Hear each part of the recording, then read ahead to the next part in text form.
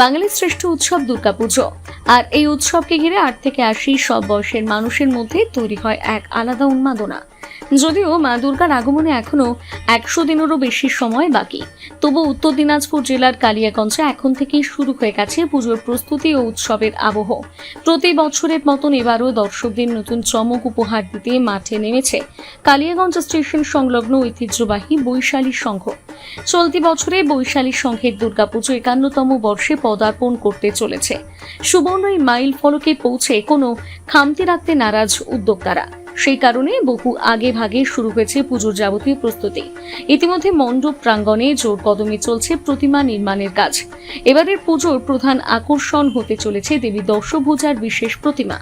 দর্শনার্থীদের নজর কাটতে জেলা ছাড়িয়ে নিয়ে আসা হয়েছে কৃষ্ণনগরের খ্যাতনামা মৃৎশিল্পীদের। বৈশালী সংঘের অস্থায়ী মণ্ডপের মধ্যে শিল্পীরা দিনরাত পরিশ্রম করে মাটির শরীরে ফুটিয়ে তুলছেন দেবী দুর্গার রূপ। শুধু প্রতিমায় নয়, মণ্ডপ সজ্জাতে থাকছে বিশেষ আকর্ষণ। আগামী কয়েকদিনের মধ্যে কাঁথির শিল্পীরা মণ্ডপ নির্মাণ ও সজ্জার কাজে হাত দেবেন। ফলে প্রতিমার শিল্পকর্ম এবং নান্দনিক মণ্ডপ সজ্জার সমন্বয়ে বৈশালী সংঘের 51তম বর্ষের দুর্গাপুজো যে এবারে দর্শকদের অন্যতম আকর্ষণের কেন্দ্রবিন্দু হতে চলেছে তা নিয়ে আশাবাদী উদ্যোক্তারা। এই বিষয়ে বৈশালী সংঘের পুজো কমিটির সম্পাদক দেবু ঝা জানান, বাঙালির তো আমাদের বাঙালির শ্রেষ্ঠ উৎসব হচ্ছে মা দুর্গাপুজো।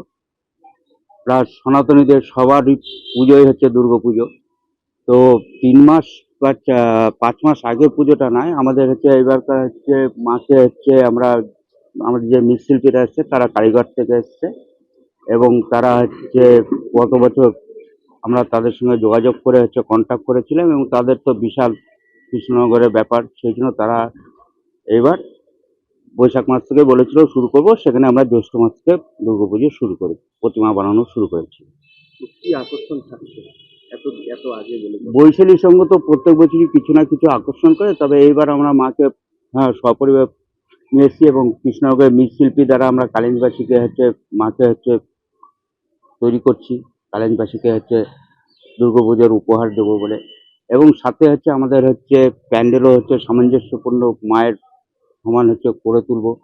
আমাদের কাঁথির হচ্ছে শিল্পীদের সঙ্গে কথা হয়েছে এবং সেই শিল্পীরাও এসে হচ্ছে মাঠ টাট পরিদর্শন করে গেছে এবং সিনিয়র মেম্বার যারা আছে আমাদের তারা সবাই তাদের সঙ্গে বসছে যে কিভাবে মাকে ফুটিয়ে তোলা যায় মণ্ডপের মধ্যে, সেই ব্যাপারেও আমাদের আলোচনা চলছে। কি আশা করছেন? আশা বলতে আমরা একটাই আশা করবো যে আমাদের টোটাল কালিয়াগঞ্জবাসী সনাতনীদের এই পুজোটাকে আমরা আনন্দময় করে তুলবো। এখানে আমরা কোনো হিংসা বিদ্বেষ কোনো হচ্ছে ঘৃণা রাখবো না। আমরা সবাই মিলে এই পুজোটাকে নিজের পারিবারিক পুজো এবং নিজের পুজো করে হচ্ছে আনন্দময় করে তুলবো পুজোর এই কটাকে।